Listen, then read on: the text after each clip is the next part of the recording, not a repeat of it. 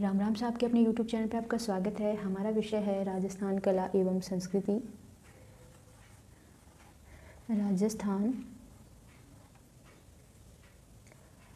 कला एवं संस्कृति। देखिए, इसके अंतर्गत हम राजस्थान के दुर्ग पढ़ रहे थे, जिसमें हमने पिछली क्लास में हाड़ौती क्षेत्र के दुर्ग कंप्लीट कर लिए थे। और आज से हमें स्टार्ट करने हैं मेवात क्षेत्र के दुर्ग। कौन से दुर्ग स्टार्ट करने हैं हमें? मेवात क्षेत्र के दुर्ग। देखिए, मेवात क्षेत्र में कौन कौन से जिले आते हैं। पहले नंबर पे है अलवर, भरतपुर,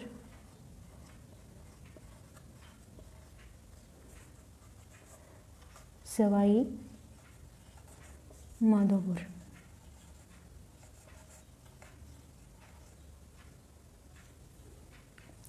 आज हमें जो मेवात क्षेत्र के दुर्ग पढ़ने हैं, उसमें हम सबसे पहले पढ़ेंगे रणथंभौर दुर्ग, जो कि कहाँ स्थित है? सवाई माधोपुर में।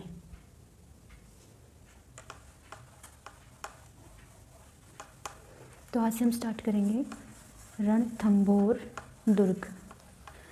ये शायद आज इस क्लास में कंप्लीट हो जाना चाहिए दुर्ग, नहीं तो नेक्स्ट क्लास में ज़रूर कंप्लीट हो जाएगा। तो हमारा दुर्ग का नाम है रणथंभौर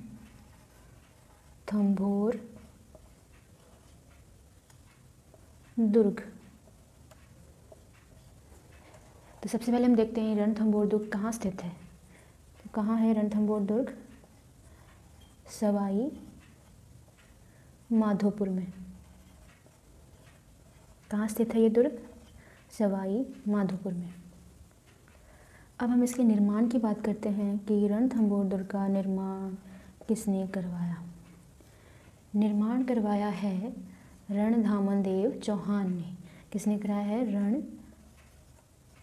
रणधामन देव चौहान। इसका निर्माण करवाया है रणधामन देव ने। कब करवाया? 887 ईस्वी में। कब कराया इसका निर्माण? 887 ईस्वी में रणथंभौर दुर्ग का निर्माण रणधामन देव चौहान ने करवाया। आगे हम बात करते हैं इस दुर्ग की श्रेणी के बारे में कि ये दुर्ग जो है कौन कौन सी श्रेणी में आता है। कई श्रेणियाँ होती हैं, जैसे कि धानवन दुर्ग हो गया, वन दुर्ग, पार्वत दुर्ग।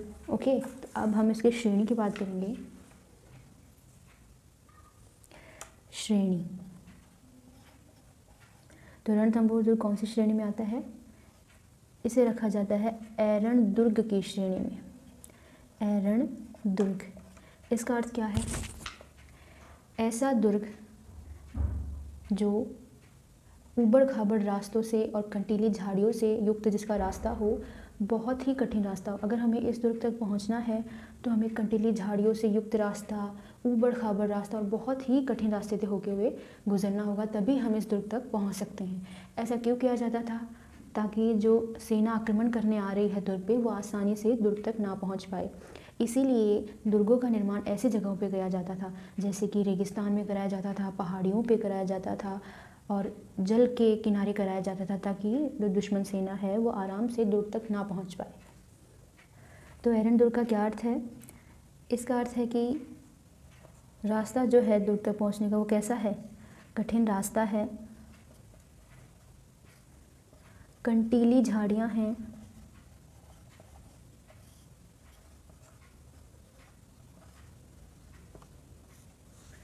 तथा ऊबड़ खाबड़ रास्ता है।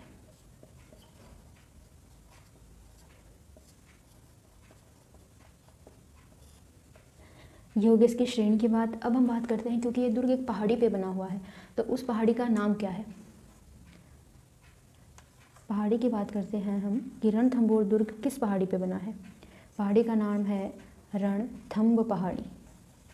रणथंभ पहाड़ी, इसी कारण इस दुर्ग का नाम क्या पड़ा? रणथंभौर दुर्ग, क्योंकि कौन सी पहाड़ी पे बना है ये? रणथंभ पहाड़ी पे। अब हम बात करते हैं दुर्गों के, इस दुर्ग के प्रवेश द्वार के बारे में। जो प्रवेश द्वार है रणथंभौर दुर्ग का, उसका क्या नाम है? प्रवेश द्वार का क्या नाम है? नवलखा दरवाज़ा, नवलखा दरवाज़ा। तो प्रवेश द्वार का नाम है नवलखा दरवाज़ा। इस दुर्ग के अंदर और भी काफ़ी दरवाजे हैं, जैसे कि क्या क्या नाम है? हाथी पोल। पोल का अर्थ क्या होता है? राजस्थान के अंदर पोल किसको कहते हैं? दरवाज़ा। पोल का अर्थ होता है दरवाज़ा। तो कौन कौन से पोल हैं? हाथी पोल, गणेश पोल, सूरज पोल। सूरज पोल इसलिए नाम है क्योंकि इस दरवाजे का जो मुख होता है वो सूर्य की तरफ होता है, यानी कि पूर्व दिशा में ये दरवाज़ा होता है। अगला है अंधेरी पोल,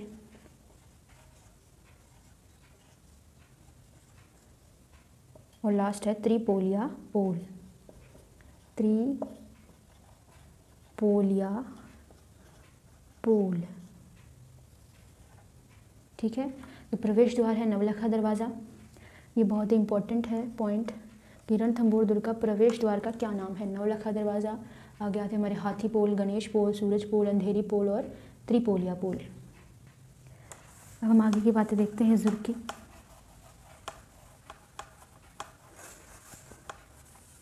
जो नेक्स्ट हमारा पॉइंट आता है इस दुर्ग के बारे में, वो हम पढ़ेंगे इसके उपनाम, मतलब इस दुर्ग को और किन किन नामों से पुकारा जाता है। तो इस दुर्ग को चित्तौड़गढ़ का छोटा भाई भी कहा जाता है। जो चित्तौड़गढ़ दुर्ग है उस दुर्ग का छोटा भाई, चित्तौड़गढ़ का छोटा भाई। एक और नाम है इसका, दुर्गाधिराज। क्या नाम है? दुर्गाधिराज। ओके। इस दुर्ग के बारे में अबुल फजल ने कहा है, अबुल फजल ने कहा, क्या कहा इस दुर्ग के बारे में अबुल फजल ने? कि बाकी सब दुर्ग नंगे हैं, यह दुर्ग जो है ये बख्तरबंद है। क्या सेंटेंस कहा है? बाकी सब दुर्ग नंगे हैं, यह दुर्ग बख्तरबंद है। इसका अर्थ ये है कि जो रणथंभौर दुर्ग है, क्योंकि हम जानते हैं कि ये दुर्ग चारों तरफ से जंगल से घिरा हुआ है और इसके दुर्ग के अंदर भी जंगल ही है। दूर से इस दुर्ग को हम देख नहीं सकते, इसलिए अगर कोई पास जाए इस दुर्ग के तो ही पता चल सकता है कि हाँ यहाँ पे दुर्ग है। दूर से हम नहीं बता सकते कि वो रणथंभौर दुर्ग है, पास जाएँ तो ही हमें पता चलेगा कि यहाँ पे दुर्ग भी है। इसीलिए अबुल फजल ने कहा है कि बाकी सब दुर्ग नंगे हैं, मतलब कि उनको दूर से देखा जा सकता है, और यह दुर्ग जो है ये बख्तरबंद है।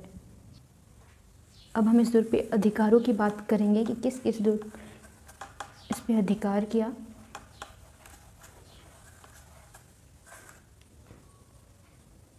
तो 1292 ईस्वी में, कब?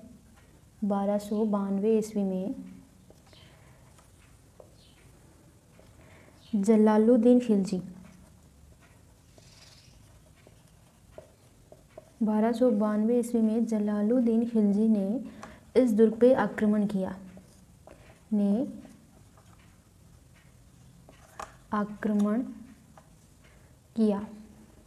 फिर क्या हुआ? जलालुद्दीन खिलजी जो है इस दुर्ग को नहीं जीत पाया, जलालुद्दीन खिलजी हार गया। फिर जलालुद्दीन खिलजी ने एक बात कही इस दुर्ग के बारे में कि जलालुद्दीन खिलजी ने कहा कि ऐसे 10 दुर्गों को तो मैं मुसलमान के बाल के बराबर भी नहीं समझता। क्या कहा? ऐसे 10 दुर्गों को तो मैं मुसलमान के बाल के बराबर भी नहीं समझता, क्योंकि वो इस दुर्ग को जीत नहीं पाया था। तो जैसे हमने वो कहानी सुनी है कि अंगूर खट्टे हैं, वो वाली बात हो गई यहाँ पे। तो उसने कहा कि ऐसे 10 दुर्गों को तो मैं मुसलमान के पाल के बराबर भी नहीं समझता। ठीक है।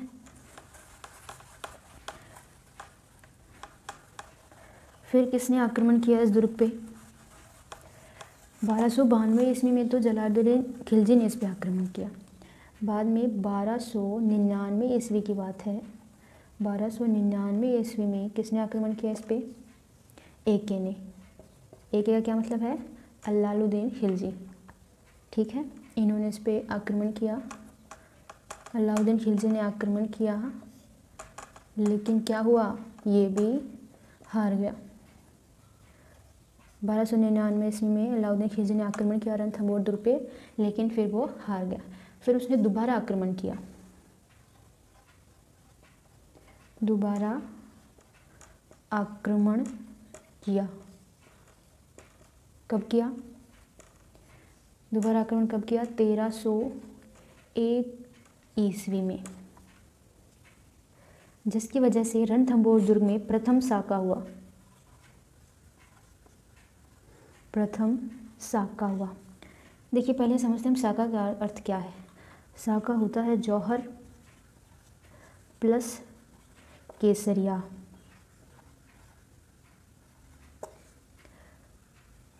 साका के अंदर जौहर प्लस केसरिया दोनों सम्मिलित हैं। केसरिया का क्या अर्थ है? जैसे कोई भी दुश्मन राजा पे आक्रमण करने आता है तो राजा लड़ाई करने के लिए जाता है, तो अगर राजा हार जाता है तो वो वीर गति को प्राप्त होता है, जिसकी वजह से हम उसे क्या कहेंगे? केसरिया। और राजा की मृत्यु के बाद जो रानियां होती हैं दुर्ग के अंदर, वो या तो जल जौहर करती हैं या अग्नि जौहर, तो उसे कहते हैं हम जौहर। तो साका हम तभी कह सकते हैं जब जौहर और केसरिया दोनों हुए हों। अगर जौहर अकेला हुआ हो तो उसे हम जौहर ही कहेंगे, केसरिया अकेला हुआ तो हम उसे केसरिया ही कहेंगे। साका तभी कहेंगे जब जौहर और केसरिया दोनों एक साथ हुए हों। तो रणथंभौर दुर्ग का प्रथम साका हुआ 10 जुलाई 1301 ईस्वी को। कब हुआ रणथंभौर दुर्ग का प्रथम साका? 10 जुलाई 1301 ईस्वी को। इसमें जो जौहर हुआ था वो हुआ था जल जौहर, अग्नि जौहर नहीं हुआ था, जल जौहर हुआ था। इस टाइम पे जब अलाउद्दीन खिलजी ने रणथंभौर दुर्ग पे आक्रमण किया था तो राजा कौन थे जिन्होंने केसरिया किया?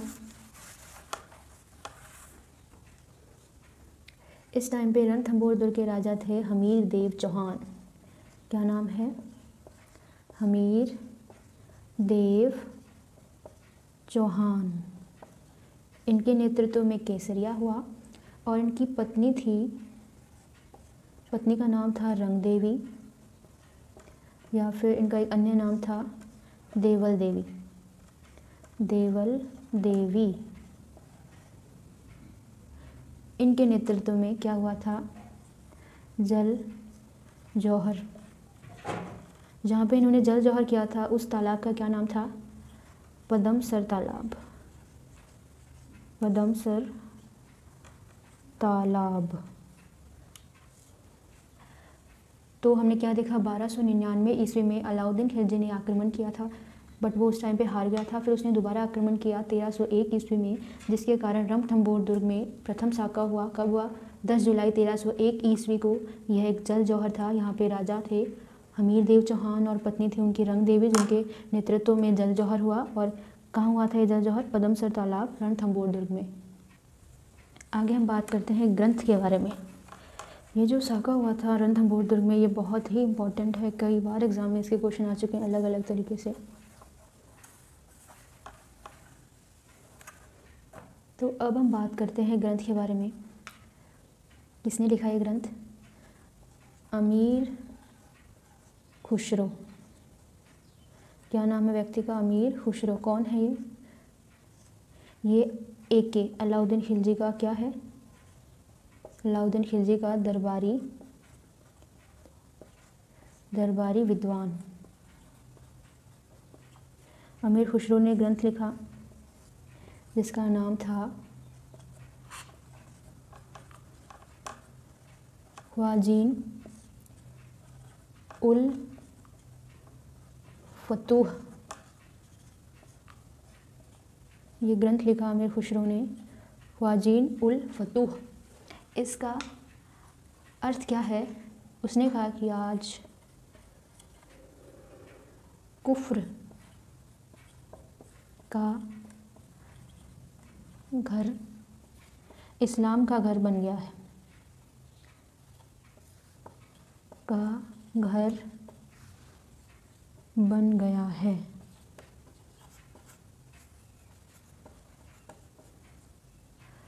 तो जब 1301 ईस्वी में अलाउद्दीन खिलजी की जीत हुई थी रणथंभौर दुर्ग पर, तो उस टाइम पे अलाउद्दीन खिलजी का एक दरबारी विद्वान था अमीर खुसरो। उसने एक ग्रंथ लिखा जिसका नाम था ख्वाजीन उल फतूह। उसमें उसने कहा कि आज, जब उसकी जीत के बाद, आज कुफ्र का घर इस्लाम का घर बन गया है। इनका धर्म क्या था? जैसे कि अलाउद्दीन खिलजी और अमीर खुसरो का इस्लाम धर्म था, इनका इस्लाम। और जहाँ पे इन्होंने रणथंभौर दुर्ग पे जीत प्राप्त की थी, वो क्या थे? हिंदू थे, हिंदू तो थे राजा। तो उन्होंने क्या कहा? कुफ्र का क्या अर्थ है यहाँ पे? कुफ्र क्या होता है? इस्लाम धर्म के अलावा जो भी धर्म होता है उसको इन्होंने कुफ्र नाम दिया गया है। तो कुफ्र क्या है? इस सेंटेंस में कुफ्र का अर्थ क्या है? इस्लाम के अलावा कोई भी धर्म, ठीक है, कोई भी धर्म इस्लाम के अलावा उसे कुफ्र नाम दिया गया है। तो इन्होंने कहा आज कुफ्र का घर इस्लाम का घर हो गया है। तो ये बात हमारी कंप्लीट हो गई। आगे हम अधिकारों की बात करते हैं कि किस किस के अधिकार हुए इस दुर्ग पे।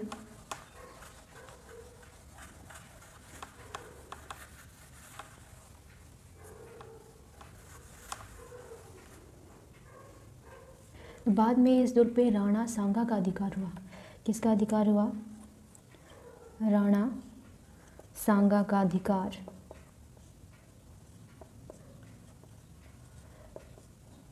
राणा सांगा ने भामासा को इस दुर्ग का सेनापति बनाया। भामासा को दुर्ग का सेनापति बनाया।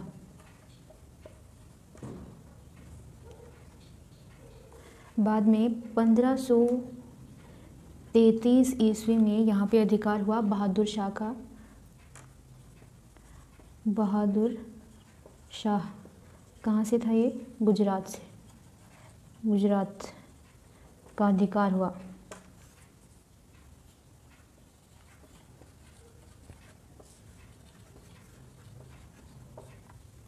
पंद्रह सौ 33 में बहादुर शाह जो गुजराती था, इसका अधिकार हुआ। बाद में किसका अधिकार हुआ?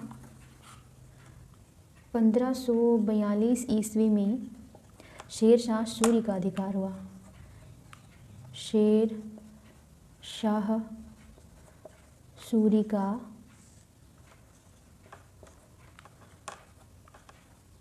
अधिकार। इसके बाद में 1554 ईस्वी में इस दुर्ग पे सुरजनहाड़ा का अधिकार हुआ। सुरजनहाड़ा। फिर 1569 ईस्वी में इस दुर्ग पे किसका अधिकार हुआ? दिल्ली के बादशाह अकबर का। अकबर का अधिकार। बाद में जहांगीर व औरंगज़ेब। जहांगीर और औरंगज़ेब ने इस दुर्ग को खालसा घोषित कर दिया। दुर्ग को खालसा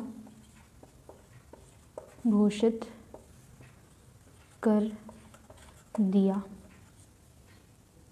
फिर बाद में इस दुर्ग पे कछवाहा वंश का अधिकार हुआ। किसका अधिकार हुआ बाद में? कछवाहा वंश का अधिकार।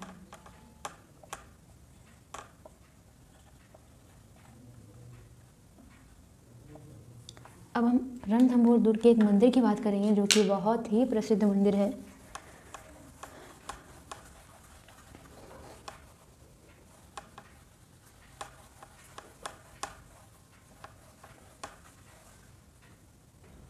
तो कौन सा मंदिर है रणथंभौर दुर्ग में? गणेश मंदिर। इस मंदिर को त्रिनेत्र गणेश मंदिर भी कहते हैं। त्रिनेत्र गणेश मंदिर। यह जो मंदिर है, यहाँ पे पूरे भारत से डाक द्वारा शादी के कार्ड पहुँचाए जाते हैं। जैसे कि हमें पता है कि कोई भी शादी होती है तो उसमें सबसे पहला जो कार्ड है वो गणेश भगवान के मंदिर में ही जाके चढ़ता है। तो क्योंकि ये गणेश मंदिर बहुत ही बड़ा मंदिर है रणथंभौर दुर्ग में, तो यहाँ पे पूरे भारतवर्ष से डाक द्वारा शादी के कार्ड भिजवाए जाते हैं। तो डाक द्वारा पूरे भारत से शादी के कार्ड पहुंचाए जाते हैं। यहाँ पे इस मंदिर में एक मेला भी लगता है। कब लगता है? गणेश चतुर्थी पर। गणेश चतुर्थी। ओके, यहाँ पे जो है जो ये मेला भरता है, ये जो है राजस्थान का सबसे बड़ा मेला है गणेश जी का। राजस्थान में गणेश जी का सबसे बड़ा मेला। एक और मंदिर की बात करते हैं इस दुर्ग में हम, जिसका नाम है शिव मंदिर।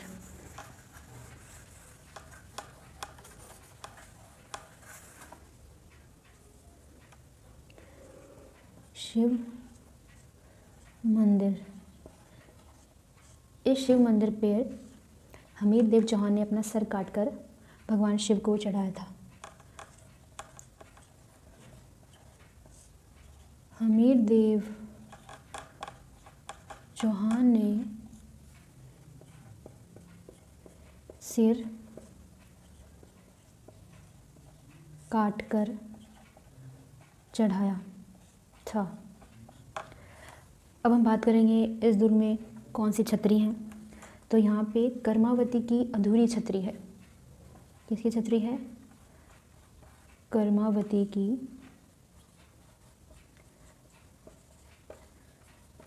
अधूरी छतरी है। इसका मतलब यह है कि ये पूरी नहीं बनी हुई है छतरी। कर्मावती कौन है? कर्मावती राणा सांगा की एक पत्नी का नाम है। यहाँ पे एक 32 खंभों की छतरी भी है। 32 खंभों की छतरी। इस छतरी को न्याय की छतरी भी कहा जाता है। न्याय की छतरी, क्योंकि यहाँ पर राजा जो है बैठकर जनता को न्याय दिया करता था। यहाँ पे जनता को न्याय मिलता था।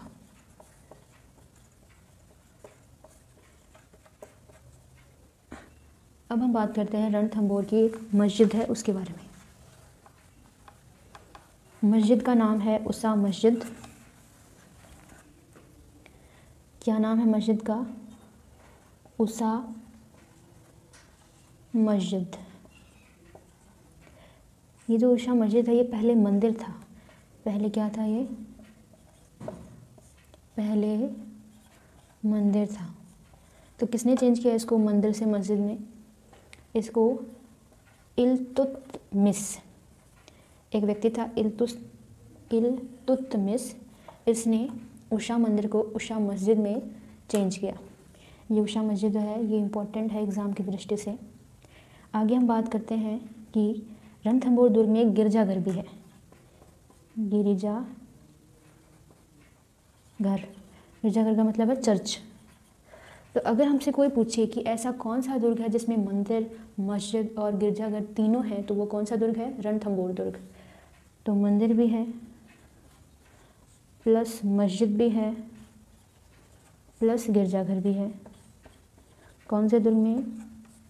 रणथंभौर दुर्ग में। अब हम इस दुर्ग के कुछ महलों के नाम पढ़ेंगे, कुछ तालाबों के नाम देखते हैं।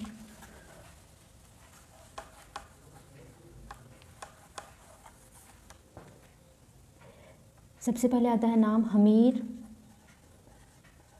महल। एक तो आमिर महल है इस दुर्ग में, एक है सुपारी महल। सुपारी महल, यहाँ पे हमीर कचहरी भी है।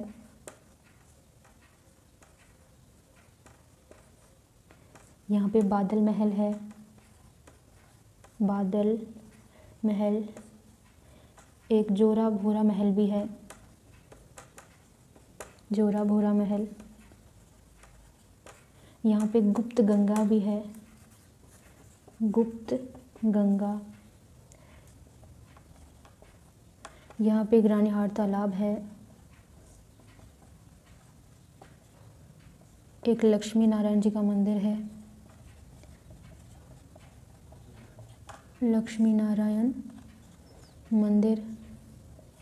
यहाँ पे पीर सदरुद्दीन की दरगाह है।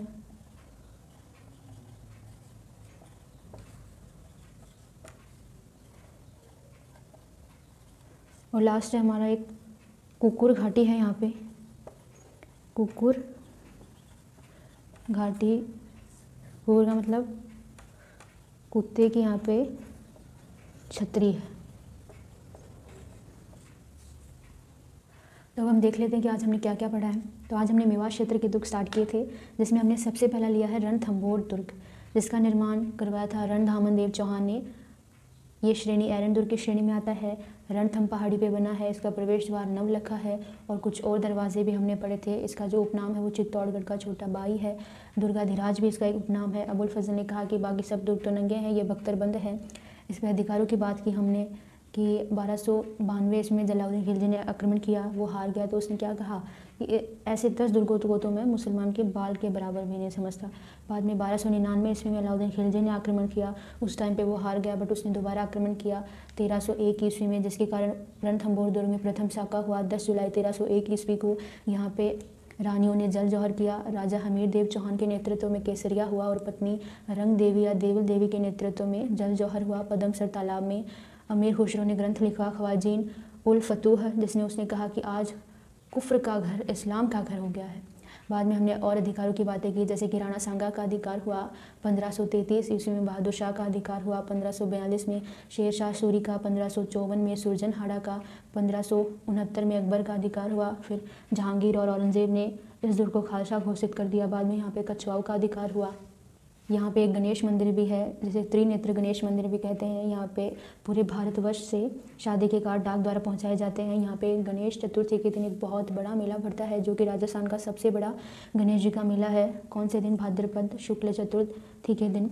यहाँ पे कर्मावती की अधूरी छतरी है, जो कि राणा सांगा की एक पत्नी थी। यहाँ पे 32 खंभों की छतरी है, जिसे न्याय की छतरी कहा जाता है, क्योंकि यहाँ पे जनता को न्याय मिला कर। यहाँ पे एक शिव मंदिर भी है, जहाँ पे हमीर देव चौहान ने सिर काट कर शिव भगवान को चढ़ाया था। यहाँ पे एक उषा मस्जिद है, जो पहले उषा मंदिर था, इसे चेंज कर दिया गया उषा मस्जिद में। यहाँ पे एक गिरजाघर भी है। तो ऐसा कौन सा दुर्ग है जहाँ पे मंदिर, मस्जिद और गिरजाघर तीनों है? तो वो है रणथंभौर दुर्ग। फिर हमने बात की महलों के बारे में, जैसे कि हमीर महल, सुपारी महल, हमीर कचहरी, बादल महल, जोरा भोरा महल, गुप्त गंगा, रानीहाट तालाब, लक्ष्मी नारायण मंदिर, पीर सदरुद्दीन की दरगाह, कुकुर घाटी। तो आज हमारा रणथंभौर दुर्ग कंप्लीट हो चुका है। नेक्स्ट क्लास में हम पढ़ेंगे बयाना का किला, जो कि भरतपुर में स्थित है।